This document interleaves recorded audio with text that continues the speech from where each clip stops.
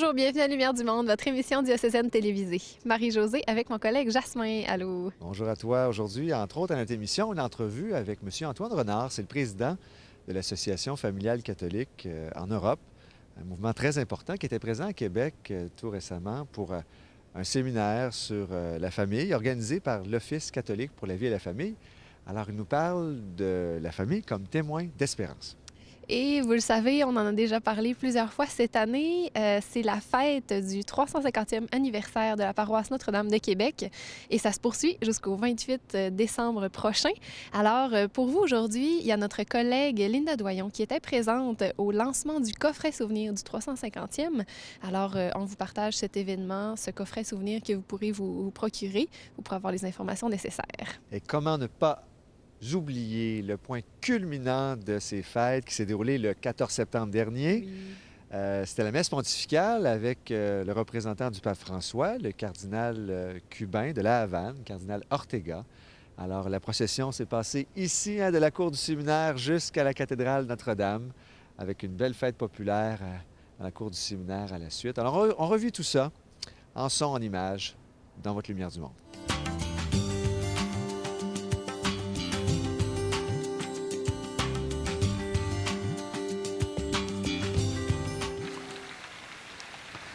Ci uniamo spiritualmente alla Chiesa che vive nell'America del Nord, che oggi ricorda la fondazione della sua prima parrocchia 350 anni fa, Notre-Dame de Québec. Rendiamo grazie per il cammino compiuto da allora, specialmente per i santi e i martiri che hanno fecondato quelle terre. Benedico di cuore tutti i fedeli che celebrano questo giubileo.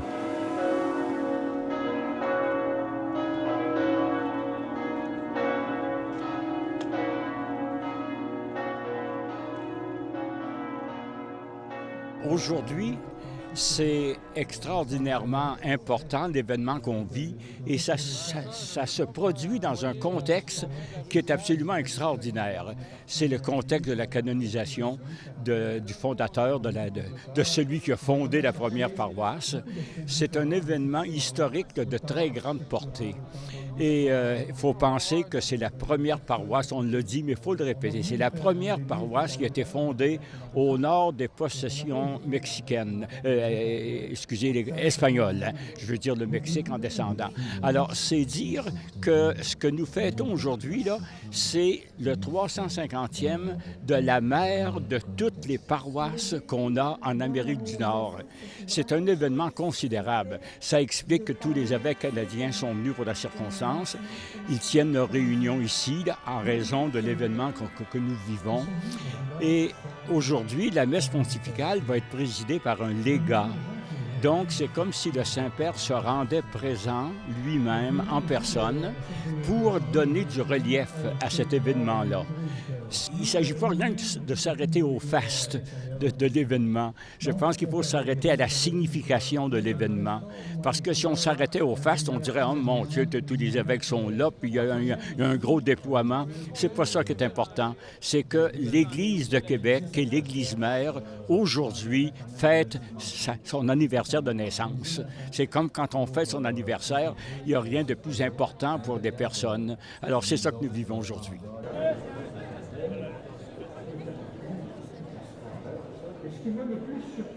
Bien, nous avons suivi toute l'année les événements du 350e. Il y a eu plusieurs étapes. Puis là, c'est comme la clôture, c'est le sommet. Puis il me semble qu'on ne pouvait pas ne pas être ici avec le peuple de Dieu, rendre grâce au Seigneur pour ces 350 ans, mais aussi pour cet événement qui le clôture d'une certaine façon avec le délégué pontifical. Il ne faut pas oublier aussi que tous les diocèses du Canada découlent en un sens de ce diocèse de Québec. Alors, moi, je suis originaire de l'Ouest aussi, alors on a travaillé là, puis on sait que c'est un peu la fête de toute la famille canadienne, puis même presque nord-américaine. En fonction de ce que j'avais comme idée. Comment je dirais, je me sens privilégié d'être ici. Ma grand-mère qui m'a transmis Jésus, grand-maman Césarine, j'ai son chapelet, je l'ai sorti avec moi aujourd'hui pour l'occasion. Puis, c'est ça, ma grand-maman était à Québec. Puis par un concours de circonstances, j'ai été élevé à Montréal, mais je me suis retrouvé ici, près d'où elle a travaillé. Puis je suis certain qu'elle venait ici à la basilique prier. Fait que c'est ça, c'est un souvenir et je ne viens pas seul. Moi, je suis le directeur musical des fêtes du 350e anniversaire. Donc, c'est un peu tout ce que vous allez entendre comme musique a été choisi par moi en collaboration avec l'organiste de la cathédrale. Dans le contexte des fêtes du 350e, c'est important pour nous d'avoir une messe qui allait vraiment nous rattacher à la paroisse. Donc, une messe qui allait pas venir de l'extérieur, mais qui allait réellement provenir et de son histoire et des gens qui l'habitent, qui y travaillent. En fait, cette messe s'appelle grande parce qu'il existe aussi la petite messe Notre-Dame de Québec. La petite messe Notre-Dame de Québec, en fait, c'est une messe qui est possible de réaliser dans toutes les paroisses, qu'on a vraiment associée aux fêtes du 350e.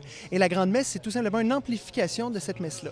Ça se veut dans un contexte d'une messe de Vatican II. Donc, on appelle à une grande participation de l'Assemblée. C'est pour ça qu'on est allé chercher un thème que les gens connaissaient, qui est le « Fendez le bois, chauffez le four, dormez la belle, il n'est point jour ».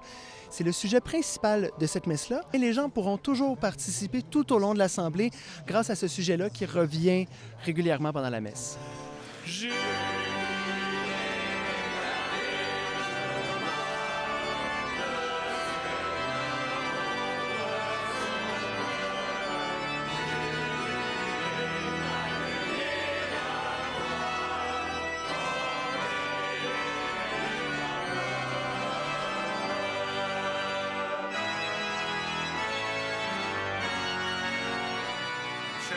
Sœurs, en mon nom personnel, au nom de l'archidiocèse de Québec et en votre nom à tous et à toutes, il me fait grandement plaisir d'accueillir et de souhaiter la plus chaleureuse des bienvenues à son éminence le cardinal Jaime Lucas Ortega y Alamino, archevêque de San Cristobal de la Havane à Cuba et envoyé spécial de sa sainteté le pape François, à l'occasion du 350e anniversaire de fondation de cette paroisse Notre-Dame de Québec, la première en Amérique du Nord, au nord du Mexique et des colonies espagnoles.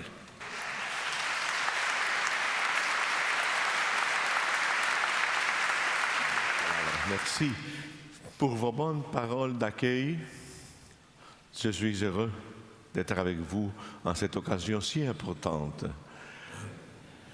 Le pape François emploie souvent la phrase « il faut sortir » en référence aux prêtres et aux chrétiens qui intègrent les communautés catholiques.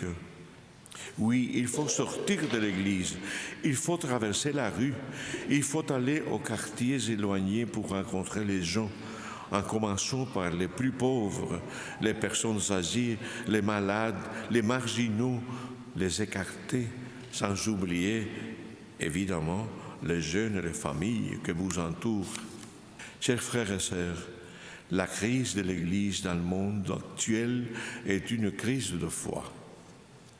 La foi est en même temps le don de Dieu et réponse de l'homme. Donc, nous devons la demander humblement. Seigneur, je crois, mais augmente ma foi.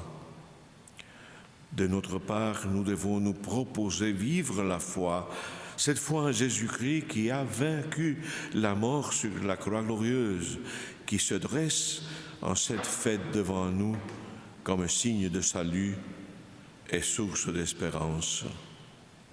Tout près de la croix était la Vierge Marie, et le disciple que Jésus a tant aimé.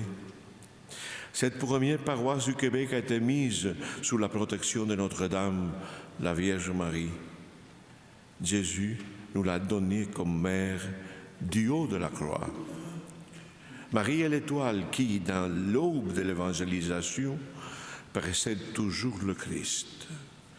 Demandons à Notre-Dame d'ouvrir les chemins de l'Évangile aux disciples qui veulent s'engager ici dans la foi à cette nouvelle évangélisation, la deuxième annonce du Christ Sauveur que le peuple canadien attend de vous et dont il a besoin pour rencontrer le chemin de cette plénitude de vie et d'espérance qui peut venir seulement du Christ Sauveur.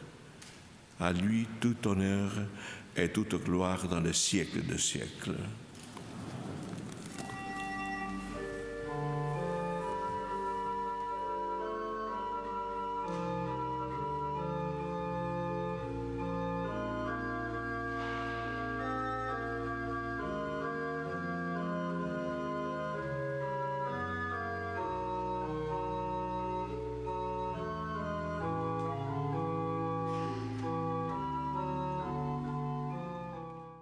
Dieu Tout-Puissant, nous te supplions de consacrer toi-même les offrandes que nous apportons. Sanctifie-les par ton esprit pour qu'elles deviennent le corps et le sang de ton Fils Jésus-Christ, notre Seigneur.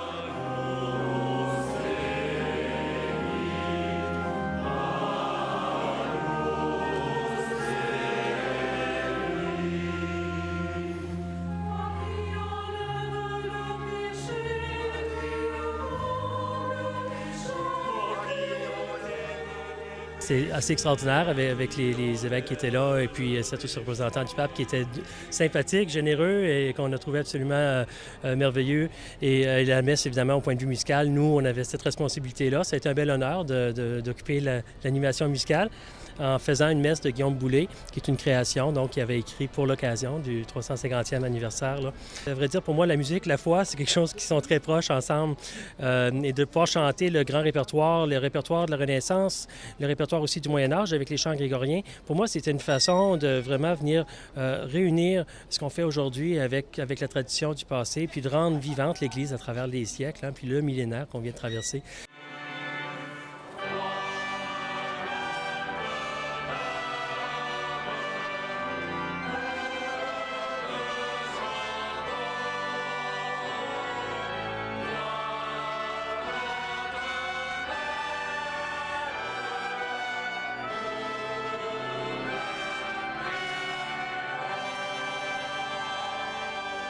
J'ai trouvé ça très bien, à la fois grandiose, puis c'est drôle, à la fois intimiste.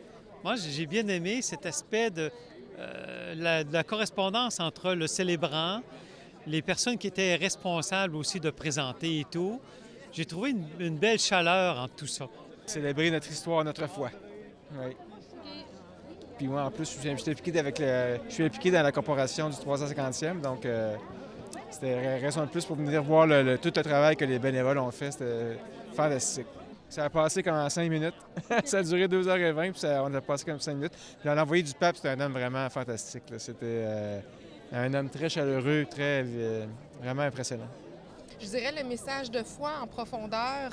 On sentait que on aime Dieu à Québec, on aime Dieu ici. Les gens qui nous ont visités ont le goût de sortir, d'aller, et puis ça nous enflamme.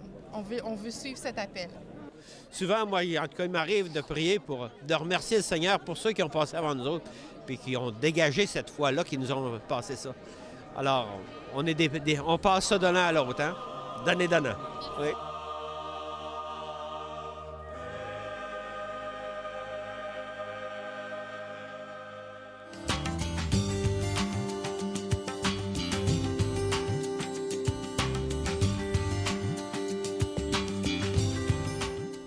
La famille chrétienne, témoin d'espérance dans un monde laïque, un monde séculier, un monde où elle n'a plus la même place qu'elle avait avant.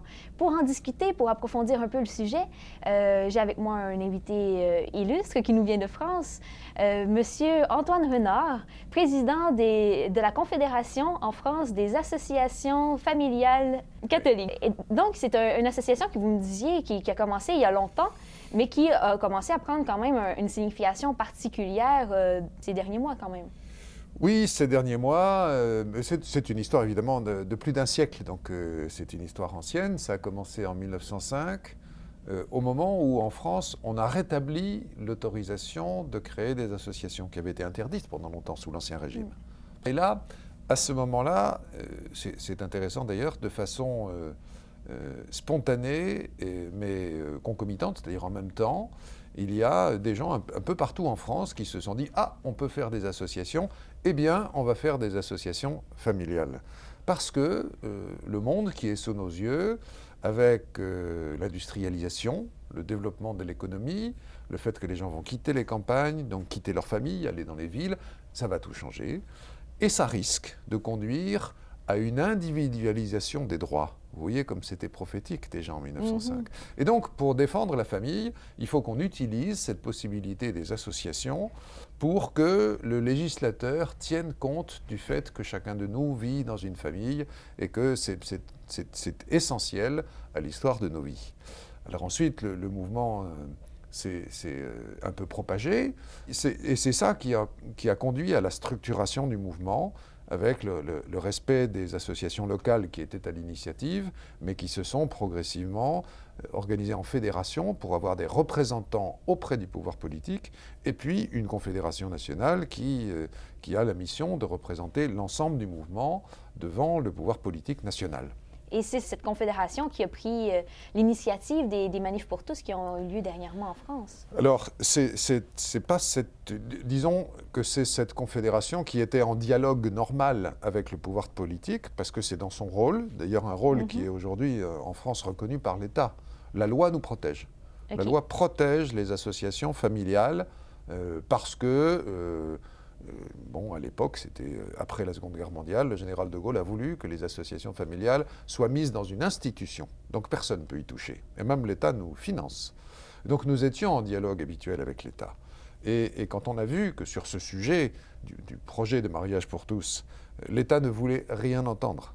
Il avait décidé de ne pas écouter les corps intermédiaires. Il savait ce qu'il voulait faire et il n'entendait pas une seconde être influencé par l'opinion. Et donc quand on a vu que dans notre rôle d'interlocuteur de l'État, nous n'étions pas reconnus, nous n'étions pas écoutés, alors, avec un certain nombre d'autres associations qui représentaient d'autres tendances, nous avons dit « maintenant, on n'a plus le choix ». Il nous faut faire des manifestations populaires pour montrer à l'État que la France n'est pas derrière son idée et que la France est choquée par cette proposition. Et on en a entendu parler jusqu'à Québec parce que ça a été dans une participation assez impressionnante. Est-ce que vous vous attendiez à ça? Et non. Voilà, c'est ça qui a été révélateur pour tout le monde, c'est qu'on ne s'attendait pas à un tel succès, surtout la première fois. La première fois importante, quand on a fait un rassemblement national, c'était au mois de janvier, il y avait 800 000 personnes, et je peux bien le dire, nous aurions été satisfaits qu'il y en ait 200 000. Mais il y a eu 800 000. Donc même nous, on n'imaginait pas un tel succès. Et ensuite, ça s'est fait tout seul. Il y a eu 3 énormes manifestations. À chaque fois, il y avait davantage de monde. Mais ça, c'est aussi parce que le gouvernement, en face de cette première manifestation, a très mal réagi. Il a réagi avec des instincts de régime totalitaire, idéologue. Et ça s'est vu de plus en plus. Il est allé jusqu'à mentir, il a triché sur les chiffres, il a triché sur les slogans, il a filtré les images, par exemple. On a diffusé dans la presse officielle des images fausses, des images de choses qui étaient en marge des manifestations. Autant les manifestations étaient sereines, étaient joyeuses, étaient résolues, étaient familiales, autant les images qu'on a laissé montrer dans les médias officiels étaient agressives, etc. Donc vraiment, cette désinformation et cette mauvaise réaction des pouvoirs publics en France en face de cette manifestation n'a fait que la renforcer. Et la fois suivante, il est venu encore plus de monde, ceux qui étaient choqués par le projet de loi et ceux qui étaient choqués par l'attitude d'un gouvernement qui, il faut bien le dire, s'est enfermé dans sa logique en n'écoutant pas son peuple. Avez-vous conscience, en mettant en place ces actions-là, d'avoir un effet à l'international, d'être un peu précurseur de ce qui va pouvoir se passer ailleurs, au Québec, entre autres? Oui, on l'a constaté. Je dois dire, on a été aussi encouragé par le fait que, grâce aux réseaux sociaux, beaucoup de nos amis, beaucoup de peuples amis en dehors de France ont eu ces images et se sont manifestés. Moi, j'ai très vite été interviewé, par exemple, sur CNN. Jamais ça m'est arrivé de ma vie. Et donc là, on a compris, en effet, que ce qui se passait en France et qui nous avait étonnés était capable d'intéresser les autres peuples qui, finalement, on le constate, sont soumis à cette même invasion par une idéologie destructrice de la famille qui fait peur à tout le monde. Monsieur Antoine Renard, merci d'être avec nous. On vous retrouve pour un autre 6 minutes. Merci beaucoup.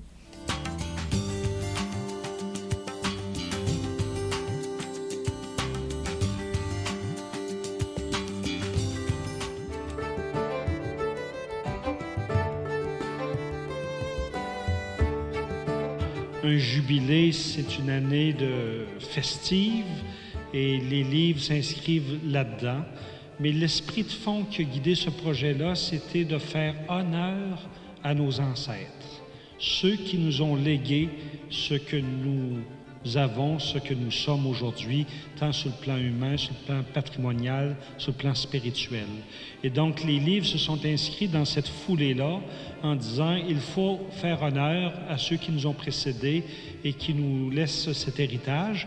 Et maintenant, la nouvelle génération des croyants et des auteurs de ce moment-ci vont laisser aux autres générations un peu leur vision, leur portrait, leur compréhension de l'histoire de Notre-Dame de Québec.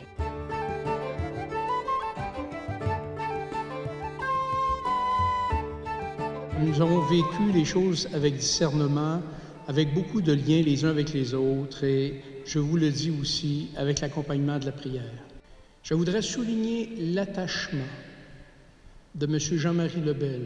Il est très connu, l'attachement à la Ville de Québec, mais c'est une personne qui est aussi attaché aux engagements auxquels il souscrit. Et je sais que tout ce grand défi-là, pour lui, il fallait qu'il trouve le moyen de l'accomplir jusqu'au bout et s'est entouré d'une équipe magnifique. Je veux le remercier très sincèrement. Sans son apport, tout ça ce soir, ça n'aurait pas été possible. Merci, M. le maire. Il y en a un qui a embarqué dans l'équipe dès les débuts. C'est notre photographe, M. Daniel Abel, photographe exceptionnel, tellement disponible.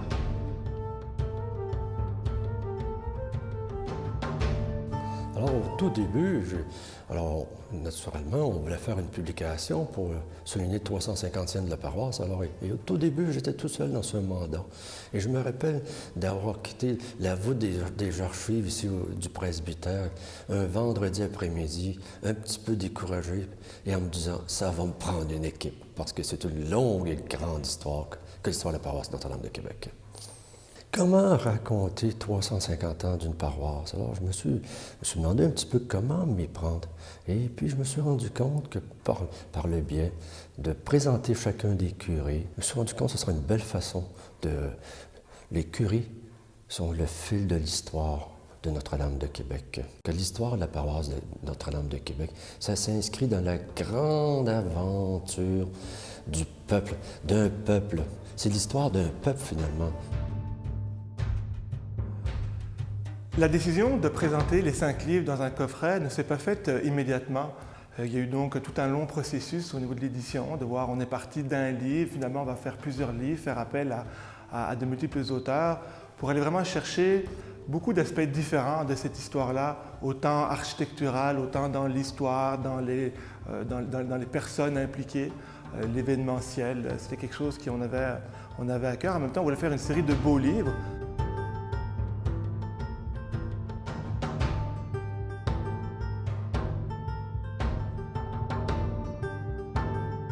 Alors, Joyeuse Lumière, pour moi, a été un grand défi. Tout d'abord, d'aller saisir ces couleurs des vitrails. Souvent, fait la nuit. Et puis, à partir du moment où M. Filteau m'a demandé de regarder les esquisses au préalable dans les archives, m'a fait découvrir une autre image. Je suis allé chercher la sensibilité de l'artiste qui a créé ce vitrail, la couleur intense, la saturation, qui était déjà effacée avec le temps au regard des gens qui ne les voyaient même plus. Et je pense que le livre que j'ai voulu laisser soit peut-être une façon de raconter pour des générations encore la grande merveille du salut telle qu'elle est reflétée dans cette iconographie de Notre-Dame de Québec. Alors, les gens vont découvrir ceci dans mon livre, c'est que j'ai voulu préciser nos connaissances concernant les lieux de culte depuis l'arrivée des Récollets en 1615 jusqu'à la construction de l'église Notre-Dame de la Paix en 1650. Alors, ça a été la ligne directrice de mon ouvrage. Il fallait qu'on puisse retrouver un ouvrage qui de façon intéressante, présente le bâtiment, son évolution, ses œuvres d'art, et aussi qui soit le mieux illustré possible. Alors, c'est un ouvrage qui porte essentiellement sur l'architecture de la basilique. Le sujet était tellement immense que déjà l'architecture, c'était un gros programme, qui raconte les 3 vies de l'Église, la construction et les agrandissements successifs. On était très surpris, vraiment très surpris de tout ce qu'on a vu comme documents, comme photos, les vitraux, les détails, comment on peut faire parler tout ça en termes d'histoire. C'est étonnant, c'est remarquable en fait, plus qu'étonnant. Faire 5 livres de cette envergure, de cette qualité en un laps de temps assez court, c'est exceptionnel.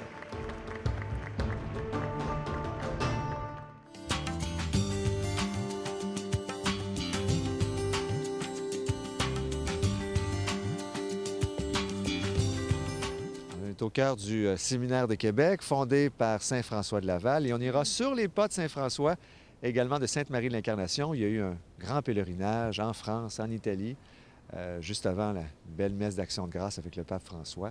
On revit tout ça avec vous la semaine prochaine. C'est à ne pas manquer. Et aussi, on aura la suite de l'entretien avec Antoine Renard et on vous présente le 125e anniversaire des Petites franciscaines de Marie. C'est un rendez-vous, on se dit à bientôt. Oui, à bientôt.